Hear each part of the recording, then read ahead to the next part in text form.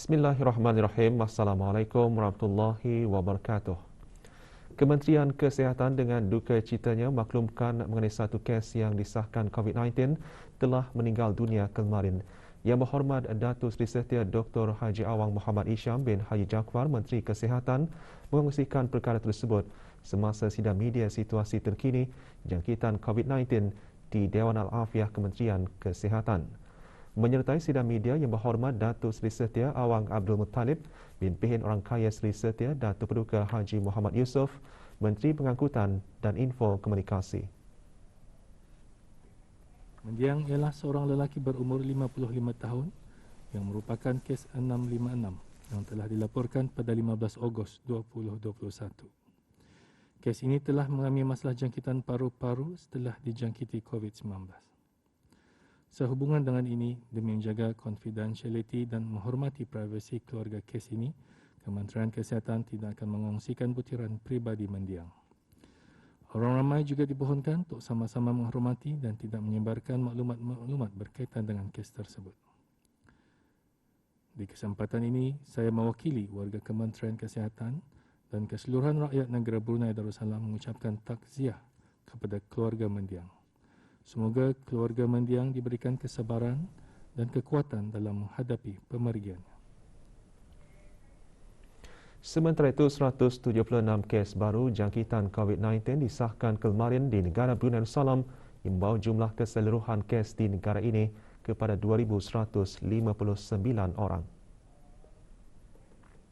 Pada masa ini, masih terdapat 40 kluster aktif di mana tidak ada kluster baru yang dilaporkan pada hari ini. Terdapat 88 tambahan kes-kes baru kepada 18 kluster aktif yang sedia ada, yang membawa kepada jumlah kes di dalam semua kluster yang aktif sebanyak 1,389. Kes-kes dalam kluster aktif ini adalah mereka yang sedang menjalani kuarantin setelah didapati mempunyai kontak dengan beberapa kes positif sebelumnya. Sementara itu, kes selebihnya masih dalam siasatan lagi bagi mengenal pasti sumber jangkitan. Pengesanan kontak bagi semua kes-kes baru ini masih giat dijalankan. Semua kontak terdekat yang dikenal pasti dan diarahkan untuk menjalani kuarantin mandatory dan ujian RT-PCR SARS-CoV-2. Dalam pada itu, 69 kes telah disahkan sembuh pada hari ini, membawa kepada jumlah kes yang sembuh kepada sebanyak 537 kes. Ini bermakna pada ketika ini terdapat 1,614 kes aktif di negara Brunei Darussalam. Di kalangan kes-kes aktif tersebut, 5 kes adalah dalam keadaan kritikal yang mana 4 daripadanya memerlukan bantuan mesin pernafasan ataupun artificial ventilation dan 1 kes lagi masih memerlukan bantuan mesin tambahan hadlang mesin ataupun ECMO. Sementara itu, 30 kes lain sedang ditempatkan di unit rawatan intensif bagi pemantauan rapi. Dalam tempoh 24 jam yang lalu, sebanyak 3,684 sampel telah diuji bagi virus SARS-CoV-2. Membawa jumlah keseluruhan ujian makmal dijalankan sejak Januari 2020 kepada 212,956 ujian. Terdapat beberapa kes yang telah dibenarkan pulang ke rumah selepas menjalani pemantauan dan rawatan di pusat-pusat pengasingan yang disediakan. Menurut Menteri Kesihatan, sebahagian daripada mereka masih mempunyai keputusan ujian swab yang positif dan perkara ini telah menimbulkan kerisauan dalam kalangan orang ramai. Kementerian Kesihatan ingin meyakinkan orang ramai bahawa walaupun ada di antara mereka yang masih mempunyai keputusan ujian swab yang positif, mereka ini telah disahkan sembuh. Hasil ujian swab mereka menunjukkan mereka tidak boleh lagi menjangkiti orang lain. Walau bagaimanapun, mereka adalah dikehendaki untuk terus menjalani kuarantin bagi tempoh 14 hari setelah pulang ke rumah. Di kesempatan ini juga, Kementerian Kesihatan ingin merakamkan setinggi-tinggi penghargaan kepada semua pihak yang terlibat dalam melaksanakan langkah-langkah pengawalan penularan COVID-19 di negara ini. Khususnya Angkatan Bersenjata di Raja Brunei, Pasukan Polis di Raja Brunei, Jabatan Bomba dan Penyelamat, Pusat Pengurusan Bencana Kebangsaan, jabatan-jabatan dan agensi-agensi yang berkenaan serta semua sukarelawan yang telah sama-sama berbasah berkering dan bertungkus lumus untuk melindungi rakyat dan penduduk di negara ini. Bersama-samalah kita ni berganding bahu demi untuk negara yang kita cintai. Hanya Allah Subhanahu Wa Taala jua yang dapat membalas jasa habis kita. Individu yang membuat permohonan lesen kenderaan atau lesen memandu yang telah lulus dibaharui serta tempoh lesen yang dipohonkan akan menerima khidmat pesanan ringkas SMS yang boleh ditunjukkan sebagai bukti kepada pihak penguatkuasa sekiranya belum menerima lesen memandu atau lesen kenderaan. Menurut Menteri Pengangkutan dan Info Komunikasi, SMS berkenaan mula dikeluarkan kemarin. Mengikut data Sistem Pengangkutan Darat, SPD, bermula 1 hingga 22 hari bulan Ogos 2021, masih ada terdapat lebih 1,026 pemohon yang berdaftar bagi membaharui lesen-lesen kenderaan dan lesen-lesen memandu yang belum mengemaskinikan nombor telefon bimbit mereka. Dan ini akan boleh menjejaskan penghantaran dan penerimaan lesen-lesen yang sudah dibaharui kepada pemohon. Oleh itu, bagi memastikan pemohon atau pemilik lesen kenderaan dan lesen memandu menerima pesanan ringkas SMS tersebut, Kementerian Pengangkutan dan Info Komunikasi ingin menyeru supaya pemilik-pemilik lesen kenderaan atau lesen memandu yang telah membaharui dan belum menerima SMS berkenaan akan dapat mengemaskinikan nombor telefon bimbit mereka masing-masing di www.jpd.gov.bn/myprofile ataupun menghubungi Jabatan Pengangkutan Darat JPD. Orang ramai adalah dialu-alukan untuk membaharui lesen memandu dan lesen kenderaan secara dalam talian iaitu online menggunakan aplikasi Transport BN dan portal www.gov.bn di mana pemohon mempunyai pilihan untuk menggunakan perkhidmatan penghantaran melalui pos laju dan bagi pemohon-pemohon yang tidak memilih penghantaran melalui pos laju akan boleh mula mengambil lesen memandu dan lesen kenderaan yang siap diperbaharui dari cawangan-cawangan pejabat pos yang tertentu mulai juga hari ini, Rabu 25 hari bulan Ogos 2021. Pemohon-pemohon akan dimaklumkan mengenai tempat dan masa pengambilannya. Untuk makluman lanjut, JPD juga telah pun menyediakan Frequently Asked Questions atau FAQs bagi menjawab sebarang pertanyaan orang ramai di laman web rasmi JPD iaitu www.jpd.gov.bn.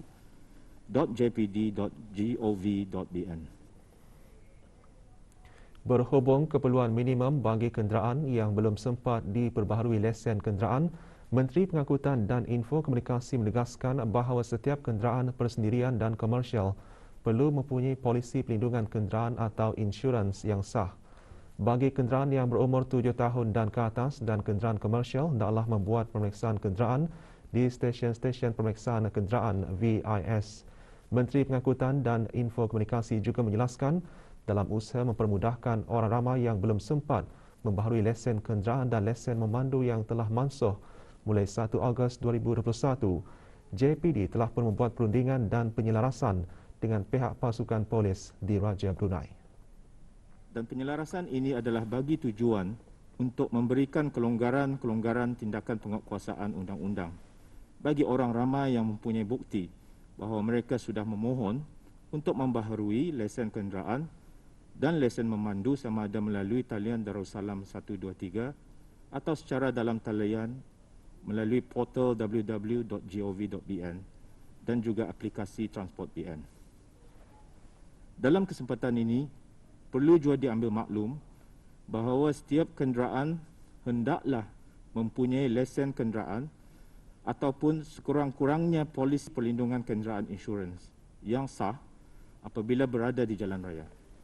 Bagi pemilik-pemilik yang belum menerima pelekat lesen kenderaan ataupun kad lesen memandu, driving license, setelah ianya berjaya dibaharui, pemilik-pemilik kenderaan atau pemandu bolehlah menunjukkan rujukan-rujukan seperti berikut kepada pihak penguasa iaitu Satu, e-receipt yang dikeluarkan setelah pembaharuan lesen kenderaan dan lesen memandu berjaya dibuat melalui portal www.gov.bn dan aplikasi Transport.bn, ataupun kedua, pesanan ringkas SMS yang dihantar oleh JPD kepada pemilik-pemilik yang telah membaharui lesen kenderaan atau lesen memandu. Berhubung pengambilan pelekat lesen kenderaan dan kad lesen memandu, Menteri Pengangkutan dan Info Komunikasi menerangkan bermula 8 Ogos hingga 23 Ogos 2021, JPD menerima 3,175 permohonan bagi membaharui lesen kenderaan dan lesen memandu melalui perkhidmatan dalam talian dan talian Darussalam 123. Dari jumlah tersebut, 1,491 pemohon memilih perkhidmatan penghantaran melalui pos laju dan 1,684 pemohon memilih pengambilan melalui cawangan. Bagi pemohon-pemohon yang memilih mengambil di cawangan-cawangan, pihak Jabatan Perkhidmatan Pos JPP akan menghubungi pemohon untuk memaklumkan waktu dan tempat pengambilan lesen kenderaan atau lesen memandu pemohon. Antara cawangan Jabatan Perkhidmatan Pos yang dikenal pasti bagi tujuan pengambilan tersebut adalah Pejabat Pos Rimba bagi daerah Brunei Muara, Pejabat Pos Telisai bagi daerah Tutong, Pejabat Pos Kuala Belait Mumong bagi daerah Belait dan Pejabat Pos Bangar bagi daerah Temburong. Mengenai dengan penipuan melalui SMS dan email, penggodaman akaun media sosial, pemerasan dan buli cyber dalam talian, Kementerian Pengangkutan dan Info Komunikasi melalui Cyber Security Brunei CSB mengingatkan semua pengguna sentiasa mematuhi etika dan garis panduan work from home dan menjaga keselamatan maklumat yang dikongsikan melalui email atau mesyuarat secara maya dengan menggunakan platform seperti Microsoft Teams dan Zoom. Orang ramai dan semua pengguna juga turut diingatkan untuk berwaspada terhadap sebarang kejadian scam ataupun penipuan melalui telefon bimbit ataupun email oleh pihak-pihak yang tidak bertanggungjawab yang mengambil kesempatan dari situasi pandemik COVID-19 dan isu-isu semasa lain. Orang ramai turut diperingatkan bahawa sebarang kejadian pembulian cyber ataupun cyberbullying dan gangguan ataupun harassment secara dalam talian boleh dilaporkan kepada alamat email reporting@bruset.org.bn atau talian pejabat 245-8001 atau talian di WhatsApp 727-0766. Bagi bulan Ogos 2021 sahaja, untuk makluman, pihak Bruset telah menerima sebanyak 8 kejadian yang telah dilaporkan melalui WhatsApp Bruset dan 3 melalui email. Bagi sebarang pertanyaan mengenai security ataupun insiden cyber, orang ramai bolehlah melayari laman sesawang rasmi CSB di alamat www.csb.gov.bn dan Bruset di alamat www.bruset.org.bn. Laman web kesedaran dan keselamatan cyber CSB dan Bruset juga boleh dilayari di www.secureverifyconnect.info. Akhir sekali, di kesempatan ini, orang ramai diseru untuk mendapatkan maklumat yang sahih dan sentiasa merujuk kepada sumber rasmi daripada agensi-agensi kerajaan yang berkenaan, termasuklah melalui akaun rasmi telegram.gov.bn.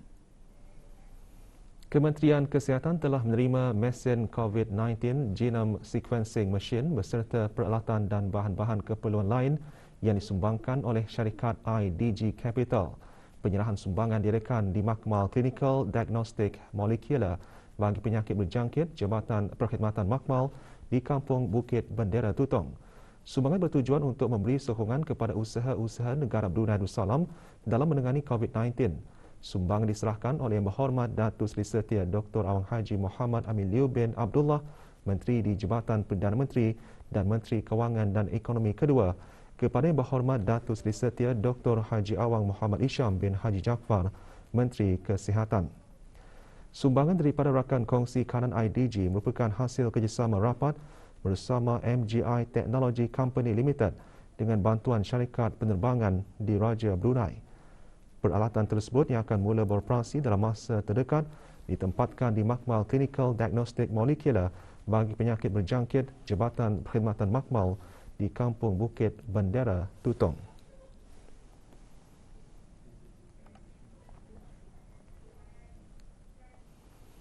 Makmal Virologi Tambahan Brunei COVID-19 Air Lab mampu mempercepatkan keputusan ujian swab dan memberikan keputusan yang terkini berbanding sebelumnya di samping dapat menampung lebih banyak ujian makmal dalam sehari. Kemarin Menteri Kesihatan dan Menteri di Jabatan Perdana Menteri dan Menteri Kewangan dan Ekonomi kedua membuat tinjauan ke makmal baharu tersebut. Brunei COVID-19 Air Lab di Bridex Jerudong merupakan usaha Kerajaan Kebawah Duli Maha Mulia Paduka Seri Baginda Sultan dan Ini Pertuan Negara Brunei Darussalam bagi meningkatkan kapasiti ujian makmal SARS-CoV-2. Mula beroperasi Khamis lalu, makmal ini dapat menampung hingga 5,000 ujian dalam sehari. Beroperasi 24 jam, makmal mudah alih ini mempunyai keselamatan bio peringkat 2. Makmal baru ini merupakan kerjasama Kerajaan Kebawah Duli Maha Mulia dengan Beijing Genomic Institution BGI.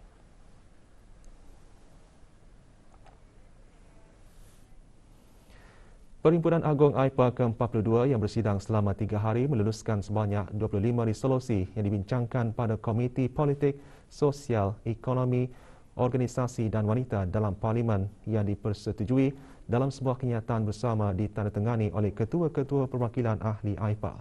Agenda-agenda yang diluluskan adalah mengenai isu-isu serantau dan antarabangsa yang relevan menjadi kepentingan bersama. Perhimpunan Agung AIPA ke-42 yang dihoskan oleh Majlis Mesyuarat Negara menutup tirainya petang kemarin dengan sidang plenari kedua yang diselajurkan dengan Majlis Penutupan dan Transfer of Office secara dalam talian. Persidangan dipengerusikan oleh Yang Berhormat Pehin Orang Kaya Seri Lela Datuk Seri Setia Awang Haji Abdul Rahman bin Datuk Setia Haji Muhammad Taib yang dipertua Majlis Mesyuarat Negara selaku Presiden AIPA ke-42 dan ucapan menyatakan Perhimpunan Agung AIPA ke-42 telah selesai diadakan dengan jayanya dengan perbincangan yang produktif dan kondusif diadakan dalam semangat persahabatan, perpaduan dan kerjasama bersama negara-negara ahli ASEAN. Isu-isu yang telah dibincangkan telah menggarisi kerjasama Parlimen dan menunjukkan komitmen anggota Parlimen AIPA dalam proses pembangunan komuniti ASEAN dalam mencapai keamanan, kestabilan dan kemakmuran yang berterusan bagi rakyat serantau. Majlis penutupan diakhiri dengan majlis penyerahan tuan rumah seterusnya kepada negara penganjur Kemboja.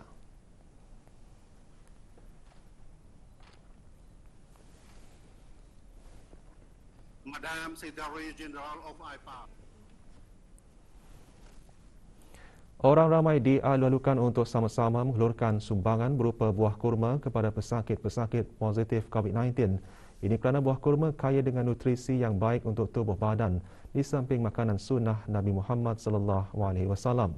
Usaha murni itu diungkayahkan oleh syarikat At-Taqwa Travel Tours sebagai infak sumbangan kepada para pesakit yang ketika ini berada di Pusat Pengasingan Kebangsaan Daerah Tutong dan kem latihan program khidmat bakti negara daerah Temburong. Pengiran Haji Muhammad Fakhrul Razi bin Pengiran Haji Omar Ali, Ketua Pegawai Operasi At-Taqwa Travel Tours berkata, syarikat mereka mula memberikan kurma tersebut minggu lepas kepada pesakit-pesakit COVID-19. Jenis-jenis kurma yang disumbangkan berupa kurma ajwa dan rutab rotana. Setiap bungkusan kurma mengandungi 7 biji kurma untuk seorang pesakit.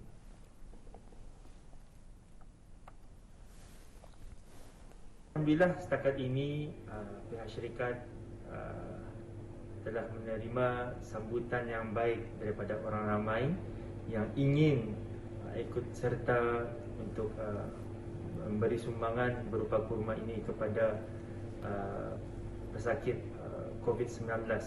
Jadi ini adalah menunjukkan keprihatinan orang ramai terhadap orang Ketani.